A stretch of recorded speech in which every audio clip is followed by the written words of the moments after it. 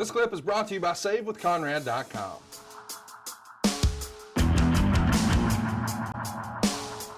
Let's talk a little bit about what's going on with Jim Ross. Meltzer would report Jim Ross's contract expired, and he's at this point still with the company. He's going to be used in a number of roles, all off the air at this point, including continuing to do talent payroll and helping with talent recruiting and development, as well as talent relations. He's also going to work on outside projects with Barry Bloom, like writing a book. Although as a WWE employee, it will be interesting. By not being under contract as talent, there will be different restrictions, but WWE has a lot of restrictions on what employees can do as well. Not being under contract would mean that they can get rid of him at any time and he can leave at any time.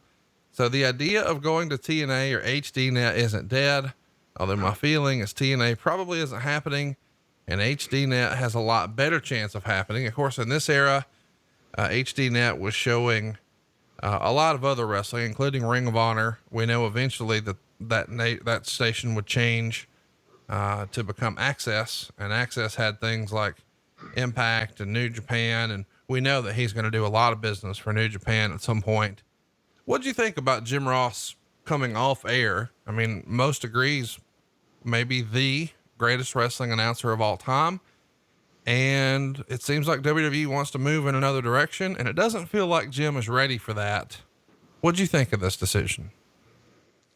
Well, you're never ready for that, especially if you're still performing at a very high level. JR is very loyal employee, very loyal to WWE.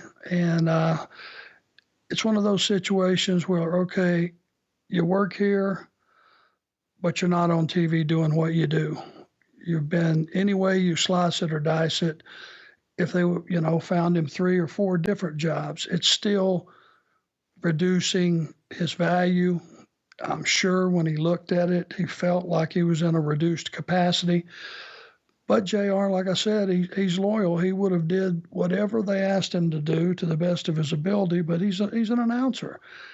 He's an incredible color commentator, and to put him in any other role is just wasting him.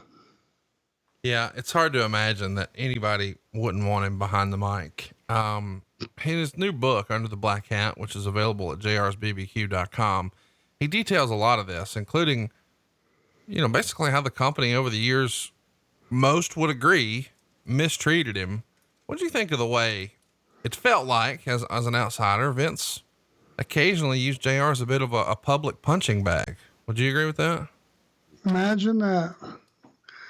Kick the most loyal, in the nuts. It just seems like, sometimes, and it happens in every occupation out there, the most loyal employees, the ones that work the hardest and try the best to be a model employee, it seems like squeaky wheel always gets the grease. These guys get abused and used, and the guys that give them all the shit are the ones that get the grease. So I think this is just another huge case of that. Yeah, it's a shame to, you feel bad for JR reading the book, but it's still one of the best books ever written about wrestling. Pick up your copy. jrsbbq.com is where you can get an autographed version of that book. Hey, it's Conrad Thompson. Thanks for checking out the podcast here on YouTube. Be sure to hit the subscribe button and the notifications bell so you get a notice anytime we upload some new content. And go save yourself some money right now. If you're in a 30-year loan or you have credit card debt, it's not a matter of if I can save you money. It's a matter of how much. Find out right now for free at SaveWithConrad.com.